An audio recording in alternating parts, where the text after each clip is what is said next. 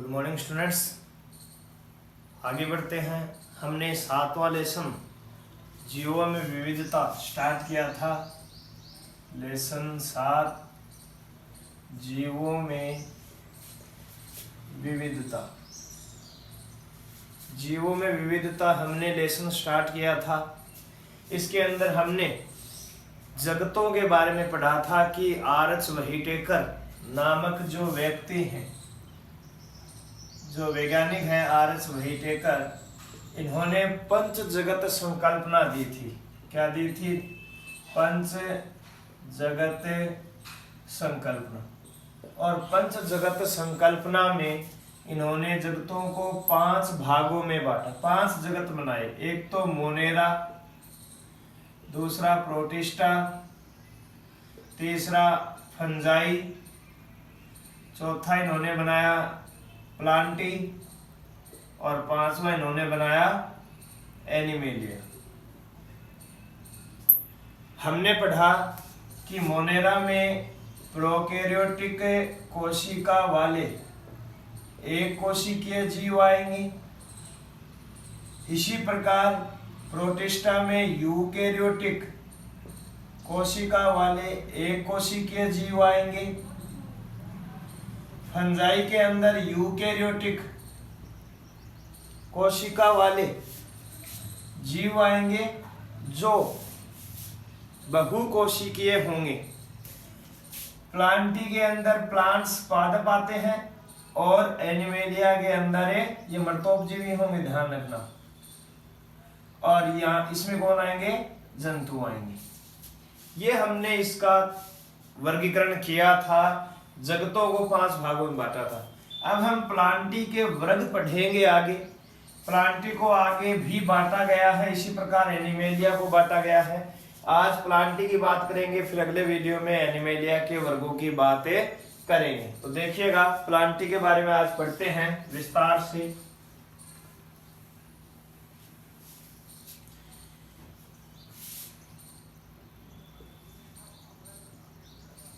सुनिएगा, पादप जो हैं, इसमें पादप आते हैं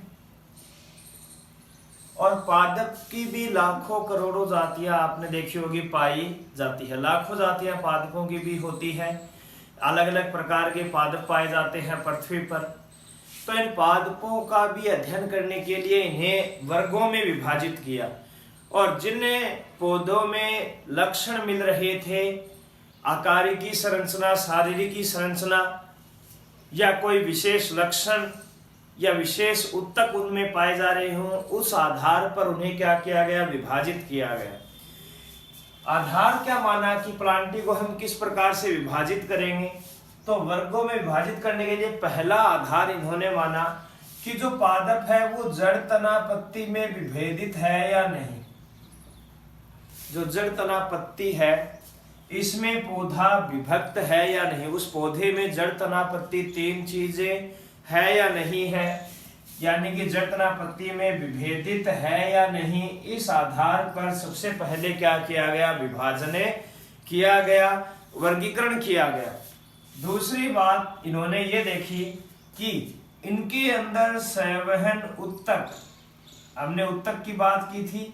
संवहन उत्तक का मतलब जाइलम और फ्लोएम। जाइलम और फ्लोएम।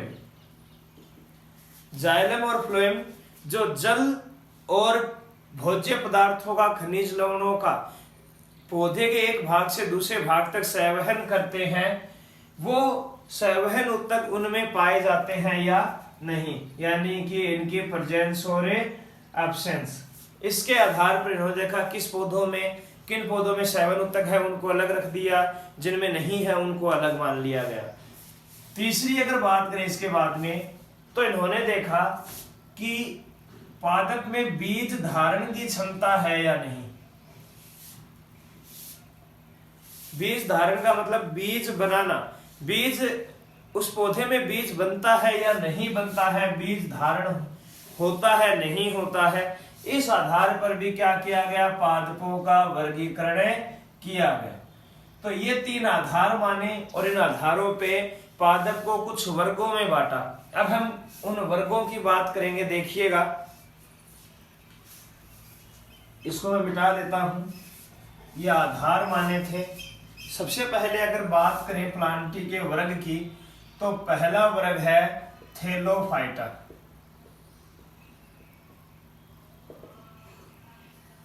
थैलोफाइटा, थैलोफाइटा वर्ग के जो पादप है उनकी विशेषता क्या है? सबसे पहली इनकी विशेषता है कि इनका शरीर जड़ तना पत्ती में विभक्त नहीं होता। इनका जो शरीर है वो जड़ तना पत्ती में विभक्त नहीं है। यानी कि हमें अगर इस पौधे के अंदर इस थैलोफाइटा वर्ग के पौधों को देखें तो इनमें जड़ तना पत्ती हमें दिखाई नहीं देगी। इस वर्ग के पादपों को सामान्यतः शैवाल कहा जाता है। क्या कहा जाता है? शैवाल। यानी कि इसमें किसको रखा गया है? शैवालों को रखा गया है। आपने काई देखी होगी, पानी के पास पानी होता है, पानी के पास में हरे रंग की काई जम जाती है, वो शैवाल ही है। शैवाल जो होती है ग्रीन कलर की, आपने देखी होगी, और पानी के आसपास रहती है, यानी ये जल में रहती है। कहाँ रहती है? जल में, यानी ये जल में पाए जाते हैं। शैवाल आप जान गए होंगे, काई होती है उसको बोलते हैं हम सामान्य भाषा में काई बोल देते हैं। पानी के आसपास ग्रीन कलर की काई जम जाती है जिसे हम शैवाल कहते हैं। उस शैवाल के अंदर न जड़ होती है, न तना होता है, न पत्ती होती है। तो यानी कि जड़ तना पत्ती में शरीर विभक्त नहीं होता। कहाँ पाए जाते हैं? जल में पाए जाते हैं। एग्जाम्पल की अगर हम बात करें तो जैसे यूलोथ्रिक्स है, इसके अलावा क्लेडोफोरा है, कारा है, अल्वा है, स्पायरोगायरा है। ये कुछ शैवालों के नाम हैं। तो ये हमारा पहला वर्ग होता है पादपों का थैलोफाइटा। थैलोफाइटा के 3 लक्षण बताए मैंने। जड़ तना पत्ती में विभक्त नहीं है, वर्ग के पादपों को शैवाल कहा जाता है, और ये जल में पाए जाते हैं। ये इसके कुछ एग्जाम्पल हैं। आगे बढ़ते हैं दूसरे वर्ग की ओर। दूसरा जो वर्ग है वो है ब्रायोफाइटा। दूसरा जो वर्ग है उसका नाम है ब्रायोफाइटा। इसमें कंपटीशन एग्जाम के लिए क्वेश्चन बनता है, आपके 9th क्लास में भी क्वेश्चन आएगा कि पादप वर्ग का उभयचर किसे कहा जाता है? पादप वर्ग का उभयचर। तो आप बताएंगे पादप वर्ग का उभयचर ब्रायोफाइटा को कहा जाता है। पादप वर्ग का उभयचर आपको पूछे तो आप क्या बताएंगे? ब्रायोफाइटा। इसके लक्षण है कि जो ब्रायोफाइटा है इसका शरीर जड़ तना पत्ती में विभक्त होता है। अगर आप इसके पौधों को देखेंगे तो आप इस पौधे के अंदर जड़ तना पत्ती को स्पष्ट रूप से पहचान लेंगे कि जड़ कौन सी है, तना कौन सा है, पत्ती कौन सी है। यानी कि जड़ तना पत्ती में पादप जो है वो विभक्त होता है। नेक्स्ट बात करें तो संवहन उत्तक। क्या इनमें संवहन उत्तक होता है? संवहन उत्तक का मतलब जाइलम और फ्लोएम। क्या इनमें जाइलम और फ्लोएम है? तो इनके अंदर ये नहीं पाए जाते। यानी कि इनमें संवहन उत्तक क्या होते हैं? एब्सेंट होते हैं। ब्रायोफाइटा के जो पादप है उनमें जल और खाद्य पदार्थों का परिवहन संवहन जो है वो जाइलम फ्लोएम के द्वारा नहीं होता, क्योंकि उनमें जाइलम फ्लोएम पाए ही नहीं जाते। यानी कि जड़ तना पत्ती में तो इसका शरीर विभक्त है, लेकिन संवहन उत्तक इनमें नहीं है। सबसे इंपॉर्टेंट क्वेश्चन इसे क्या कहा जाता है? पादप वर्ग का उभयचर। ये आपको याद रखना है, कंपटीशन एग्जाम में भी ऐसा क्वेश्चन आता है कि पादप वर्ग का उभयचर किसे कहते हैं? तो आप बताएंगे ब्रायोफाइटा। एग्जाम्पल की अगर हम बात करें तो इसके एग्जाम्पल है जैसे कि मोस है, मार्केंसिया है। तो ये इसके क्या है? एग्जाम्पल है। ऐसे पौधे मार्केंसिया वगैरह जो ब्रायोफाइटा होते हैं इनके अंदर संवहन उत्तक नहीं होते, जड़ तना पत्ती में शरीर विभक्त होता है। नेक्स्ट हम बात करें टेरिडोफाइटा।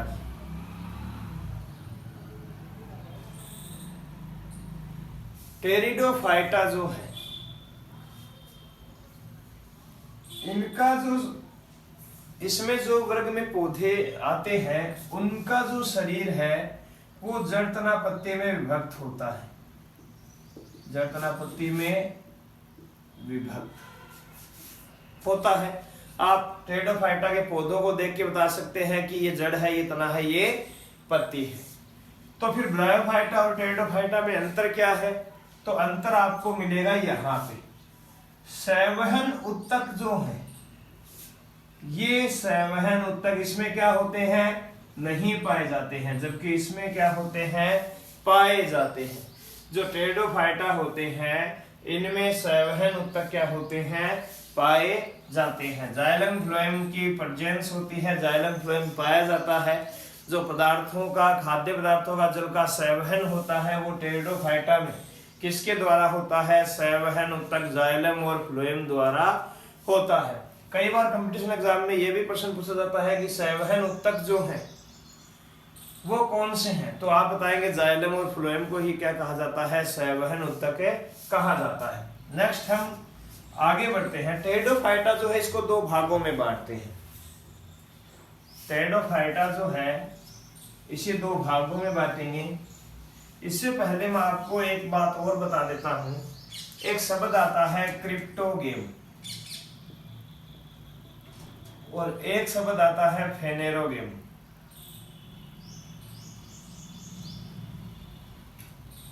क्रिप्टोगेम और फेनेरोगेम। क्रिप्टोगेम का मतलब होता है कि वे पादप जिनमें बीज उत्पन्न करने की क्षमता नहीं होती, वे पादप जिनमें बीज उत्पन्न करने की क्षमता नहीं होती, बीज उत्पन्न करने की क्षमता नहीं होती, या मैं कहूं बीज धारण की क्षमता नहीं होती, एक ही बात है। और जन्नांग क्या होते हैं? इनमें अप्रत्यक्ष होते हैं, जिसके कारण बीज का निर्माण नहीं होता। उन पादपों को हम क्या कहते हैं? क्रिप्टोगेम। यानी कि जो थैलोफाइटा है, जो ब्रायोफाइटा है, जो टेरिडोफाइटा है, ये क्या है? क्रिप्टोगेम है। क्या है? क्रिप्टोगेम है। फेनेरोगेम क्या होंगे? वे पादप जिनमें बीज उत्पन्न करने की क्षमता हो, जिनमें बीज धारण की क्षमता हो, उन्हें हम क्या कहेंगे?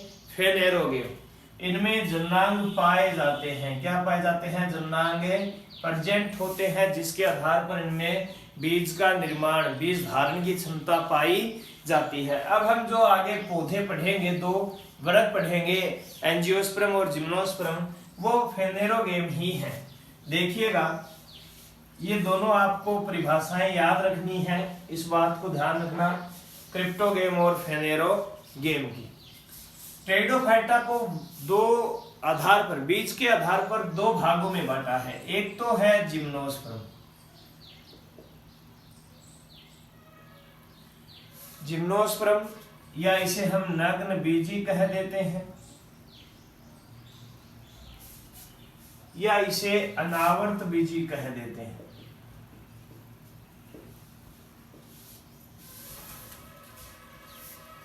यहां पे देखिएगा, अनावर्त का मतलब हो गया आवरण रहित, बिना आवरण के। बीजी का मतलब हम लेते हैं बीज से, यानी वे पादप जिनमें बीज के ऊपर आवरण नहीं पाया जाता, वे पादप जिनमें बीज के ऊपर आवरण नहीं पाया जाता, उन्हें क्या कहेंगे? अनावर्त बीजी, नग्न बीजी या जिम्नोस्पर्म पादप कहेंगे। या हम कहें जिम्नोस्पर्म की बात करें तो ये ग्रीक भाषा के दो शब्दों से बना है, जिम्नो प्लस स्पर्मा। जिम्नो का अर्थ होता है जिम्नो का अर्थ होता है नग्न और स्पर्मा का अर्थ होता है बीज। यानी कि बीज क्या होते हैं, नग्न होते हैं, ऊपर से आवरण से ढके हुए नहीं होते, उन्हें हम क्या कहते हैं, जिम्नोस्पर्म कहते हैं। जैसे कि ये जो पौधे होते हैं ये पौधे बहुवर्षीय होते हैं, सदाबहार होते हैं और काष्ठीय होते हैं। जैसे कि एग्जाम्पल की बात करें तो साइकस है, पाइनस है, ये क्या है, जिम्नोस्पर्म है। तो ये हो गए जिम्नोस्पर्म। बीज पाए जाते हैं लेकिन बीजों के ऊपर आवरण नहीं होता, नग्न बीज भी कह देते हैं, बहुवर्षीय है, सदाबहार है और काष्ठीय है। नेक्स्ट हम बात करें तो दूसरा है एंजियोस्पर्म। दूसरा अगर हम बात करें तो दूसरा प्रकार है एंजियोस्पर्म, या इसे आवर्त बीजी भी कहते हैं। वही बात, बीजी का मतलब क्या, बीज, आवर्त का मतलब आवरण, यानी कि वे पौधे जिनमें बीज के ऊपर क्या पाया जाता है, आवरण पाया जाता है। एंजियो, एंजियो का अर्थ होता है आवरण, ढका हुआ, और स्पर्मा का मतलब होता है बीज, यानी कि ढका हुआ बीज, जिसके ऊपर आवरण पाया जाए वो क्या होगा, एंजियोस्पर्म। इन पौधों को हमें पुष्पी पादप भी कहते हैं। क्या कहते हैं, पुष्पी पादप भी कहते हैं। और इनके अंदर बीजों में बीज पत्र पाए जाते हैं। क्या पाए जाते हैं, बीज पत्र। बीज पत्र का कार्य क्या होता है, क्या होते हैं, तो बीज पत्र जो होते हैं ये बीज को पोषण प्रदान करने का कार्य करते हैं, पोषण प्रदान करने का कार्य करते हैं। बीज पत्र बीजों को पोषण प्रदान करने का कार्य करते हैं। जब बीज अंकुरित होता है तो बीज पत्र हरे रंग के हो जाते हैं। नेक्स्ट अगर हम बात करें तो बीज पत्रों के आधार पर एंजियोस्पर्म को दो भागों में बांटा है। एक तो बांटा है एक बीजपत्री और एक बांटा है द्विबीजपत्री। एक बीजपत्री प्लांट्स वे होंगे जिनमें एक ही बीजपत्र पाया जाता है, जबकि द्विबीजपत्री वे पादप होंगे जिनमें दो बीजपत्र पाए जाते हैं। यानी कि जिनमें दो बीजपत्र पाए जाते हैं वो द्विबीजपत्री एंजियोस्पर्म है, जिनमें एक बीजपत्र पाया जाता है वो एक बीजपत्री एंजियोस्पर्म है। हम एंजियोस्पर्म और जिम्नोस्पर्म की बात करें कि आप किस प्रकार से इनको पहचानेंगे, तो आप सीधा सा अर्थ लेना कि जिम्नोस्पर्म जो है इनमें पुष्प नहीं होते। तो ऐसे पौधे आप देखो जिनके अंदर फूल नहीं लगते हैं, पुष्प नहीं होते हैं, वो लगभग कैसे है, जिम्नोस्पर्म है। और जिनमें पुष्पी पादप कहा जाता है इनको, जिनमें पुष्प पाए जाते हैं, फूल उपस्थित होते हैं, वो सभी आपको क्या मिलेंगे, एंजियोस्पर्म मिलेंगे। यानी कि आपको अगर अंतर करना हो जिम्नोस्पर्म एंजियोस्पर्म पादप में, तो आप इस प्रकार से अंतर कर सकते हैं कि एंजियोस्पर्म पादप में तो पुष्प होते हैं लेकिन जिम्नोस्पर्म पादप में पुष्प नहीं पाए जाते। तो ये पादप जो वर्ग है वो पूरा हो गया। प्लांटी की हमने बात की, प्लांटी में ये जो कुल मिलाकर 5 जो हमने वर्ग पढ़े, ये 5 वर्ग में बांटा गया है प्लांटी को। एनिमेलिया की बात हम नेक्स्ट वीडियो में करेंगे।